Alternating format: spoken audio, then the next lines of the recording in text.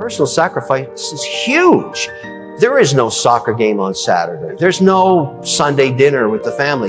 You're working because some guy in China or in India or some woman out there is kicking your, because we're in a global competition now.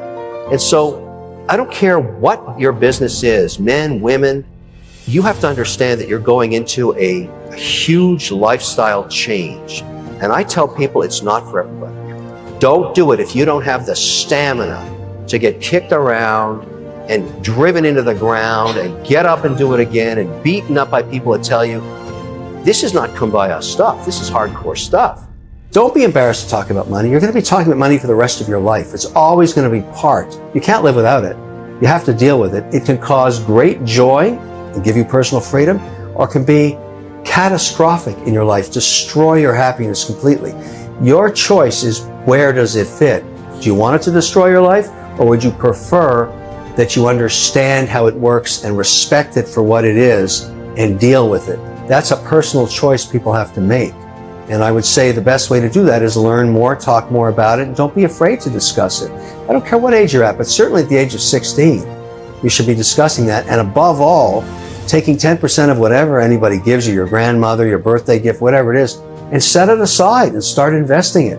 The earlier you start, the less pressure you have when you're in your 60s. Because you got to have at least $1.5 million in the bank, and you can, if you just save $100 a week. That's what Beanstalks is all about. Well, don't pursue entrepreneurship out of greed of money. You will fail for sure. Because every time I talk to anybody that's had a big liquidity event, I say, you know, did you see it coming, and how did it happen? They said, we never saw it coming. We were just working one day, and then boom, I was poor, now I'm rich. That's always the way it is. It's not that you're saying you're counting, your dollars. You don't have any until one day, boom, something happens. And then the funny thing is, you find yourself right back to work. You'll have to listen to your gut to navigate the bombs of your career, and you have to trust it. You have to trust your gut. Every time I've lost dough, every time, and I've lost plenty, luckily I've had more successes than failures, is when I didn't listen to my gut, which is my experience. Your gut will tell you. You'll know when it's right and wrong, and don't go against your intuition. That is actually your radar. That's your DNA speaking to you, figuring out what the next move's going to be. Your experiences make you who you are over time, as an entrepreneur, as a parent, as a person, as whatever you are, as a brand, whatever you are. It's your experiences and how you deal with them that gives you that equity over time. And for many people, they can't make it if it doesn't work out for them. They don't have what it takes to take on the abuse that the world's going to throw at you. I prefer to invest in entrepreneurs that have failed once or twice before, that have felt the sting of failure and have gone down the road and not had success the first time, because their motivations are completely different than a more arrogant first timer that thinks everything they do is going to make $100 million. It's just not, doesn't work that way. And so that's one thing.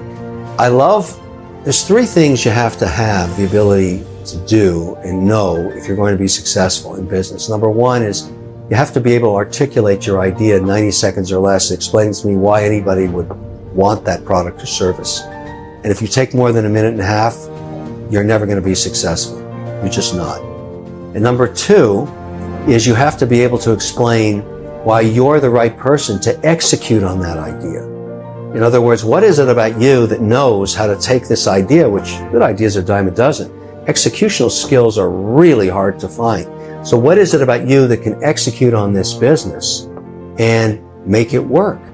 I mean, those two together start to be really interesting, because then as an investor looks at it and says, well, I'm going to mitigate my risk. I got a great executional, expert here, and I've got a great idea. And then lastly, the one that I think you have to have a good command of, you have to know your numbers.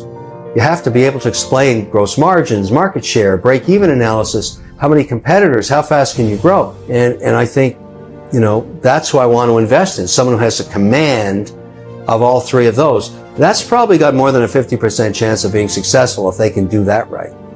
In America, what sets you free is to have enough financial resources to spend your day doing things that you want to do. It's one of the greatest freedoms you can have. And what I learned about it, when I had my first liquidity event, I was young, and we sold the learning company for $4.2 billion. There were 10 of us who were founders. So what I found so amazing is everybody showed up the next day after we closed right back at their desks, because they didn't know anything else. That's what they wanted to do. They wanted to work. And what I found in life is I work harder today than I've ever have, and I don't need to, but I still want to, and this is what I know. And so the whole idea that I don't have to do something, I work with Nancy Chung, who sort of manages my day, and I block it off into 30-minute things. And each week, maybe on a Saturday morning or something, we review the next week, and I look at all the things that are booked. And if I see something I don't want to do, I just say, take it off. I'm not doing it. And there's nothing anybody can do about that. That is my ability to be free, to choose the things that mean something to me and avoid the ones that don't, because my most valuable asset at this point is my time. That's what I care about. And I wish that for everybody. That's my whole point. But something about money you should understand and everybody should think about is the danger of money in a family is entitlement. If you entitle somebody and you de-risk their future, you have actually cursed them. You've cursed them. You have almost guaranteed that they will fail, that they will never launch. I was dyslexic when I was young, so I had a lot of problems with that, just learning how to read and keep up in school. But I didn't let it get in my way. By the way, Damon also has dyslexia, yeah. So these are things you have to start treating a different way if you're going to overcome them. But the way I look at it now is, let's say, I'm doubting an investment I'm going to make. Well, I've learned that don't bet the farm. In other words, only put up capital you can afford to lose. And then you know that if your assumptions are wrong, so I don't use debt. I don't have any debt. I don't want to have debt. I don't want to think about it. I don't want to owe anybody anything. But, if you're being honest with people and you're being diverse in terms of how you invest, you want to win, of course, and you want to be successful. But,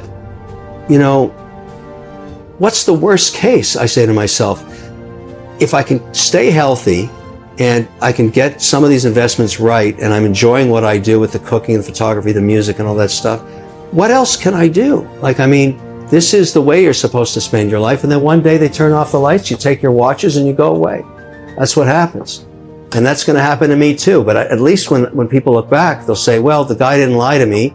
I made money with him, and he can cook some good stuff. I look at it that way. You got to be pragmatic. Mm-hmm. So I'm not that worried about, and this comes over time. Somebody said to me, don't you worry what people think about you? And I actually thought about that for a while, and I thought, no, I don't. I just don't. Why would I want to stress myself out worrying about what someone thinks about me? What benefit for either they or I is that energy? That's a complete waste of time. And I would ask people that they have a lot of anxiety, or they're conscious, self-conscious about what others think about them. This is one of the biggest mistakes in social media. Mm-hmm. Why do you care? The only people you should worry about are the people in your family and your close friends, and maybe that's a total of 50 people. It's sort of, I love meeting new people, but I'm certainly worried about my family and my friends first. And I think everybody should treat themselves that way, and you'll be a lot happier. You can't make everybody happy, ever. It doesn't matter what you do, you can't. And if you sit there stressing, and I think it's great advice for my kids. I often talk to them about this, saying, what are you doing? Why do you care? How will it change your life if everybody you know just thinks you're great? Who cares? It's what you think about yourself that matters. That's how you can get confident.